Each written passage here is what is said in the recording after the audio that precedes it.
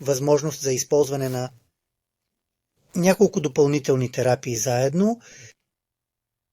Имаме биорезонанс, тракер за биофилия, имаме честотен софтуер, Rife, Clark, имаме устройства на милиметрови вълни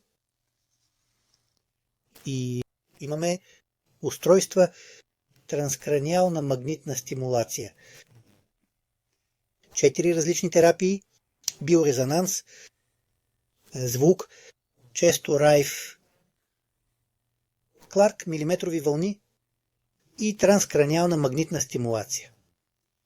В зависимост от пациента, в зависимост от здравословния проблем, в зависимост от тежестта, в зависимост от симптомите, имаме няколко възможности за комбиниране в рамките на един сеанс.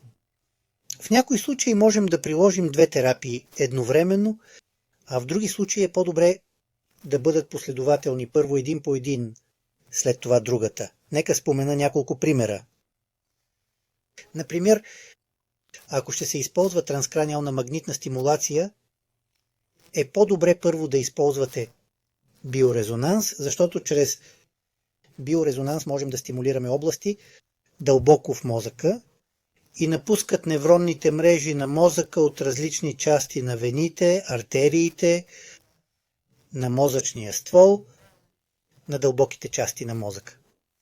Можем да стимулираме, например, фронталния моментум, тилния моментум, париеталния моментум или определена област на мозъка и оставяме тази област, стимулираме я първо с биорезонанс, а след това прилагайте стимулиране, транскраниално магнитно поле. Нека стимулираме с магнетизъм невроните, които са в неокортекса, и това ще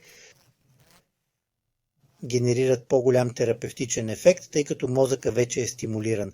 Така че